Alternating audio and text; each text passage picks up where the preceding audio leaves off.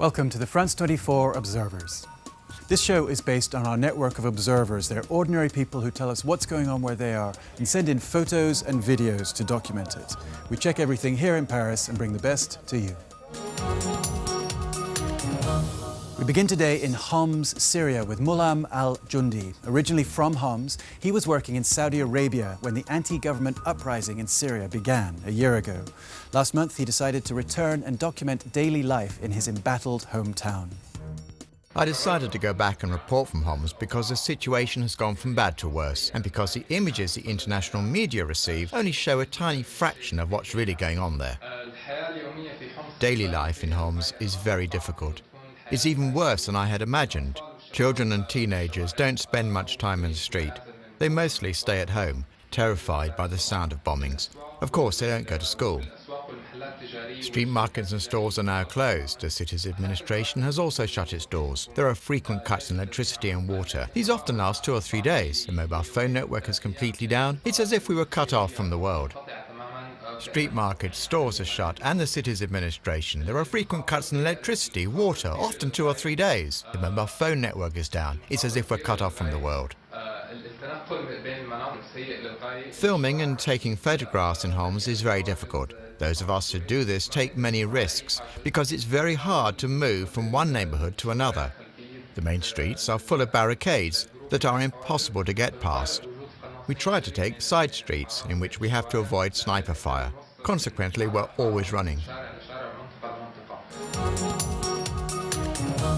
Since we spoke to him, al-Jundi has gone back to Saudi Arabia to undergo surgery on his leg after he was shot by a sniper. However, he says he plans to return to Syria as soon as possible. We now head to Katerini in northern Greece with our observer Elias Tsolakidis. He and a group of local volunteers started a potato craze that is now sweeping the nation. The concept is simple. Austerity hit Greeks save money by bypassing supermarkets and buying potatoes straight from the farmers. The farmers get to cut out the middleman.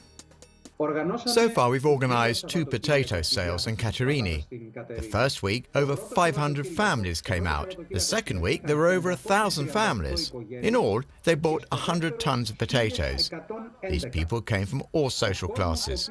There were lawyers and doctors, and also a lot of unemployed people suffering from the country's economic crisis. People get a very good price for potatoes, 3 times less than they would pay in supermarkets. And the farmers profit too. Before, middlemen would only pay farmers 10 or 12 cents a kilo. Now farmers can sell them directly to customers for 25 cents a kilo. Their earnings have doubled. An interesting thing has happened since we started our sales. Local supermarkets all cut their prices on potatoes by half. Now for our weekly roundup of the best images and stories sent in by our observers. We head first to Misrata, Libya, with this disturbing video. These men are locked up in a cage in a zoo. In their mouths, green flags, the symbol of the fallen regime of Muammar Gaddafi. Our observer Ibrahim al-Ujali has family in Misrata. He tells us these men are not immigrants from sub-Saharan Africa, but black Libyans who live in a nearby town that served as a base for Gaddafi's troops during the revolution. Ibrahim says the men cheering are former rebels seeking revenge. Today, they've turned into militias that the Libyan government has a tough time controlling. Next up, Stockholm, with our observer Elia Tabesh. She and other Iranian women living abroad have taken off their tops to promote women's rights. Elia says she wanted to send a message to the authorities back in Iran that women should be able to dress how they wish and do what they want with their bodies. This video created quite a stir among Iranians. Some argue nudity distracts from the women's message, others admire their courage. Last stop, China, where internet users are keeping track of which politicians spend the most money on their wardrobe. In a country where the average income is between 200 and 300 euros, many are outraged to see their representatives spending thousands of euros on Chanel, Hermes, or Louis Vuitton. They're hoping online shaming will put a stop to this high-powered catwalk.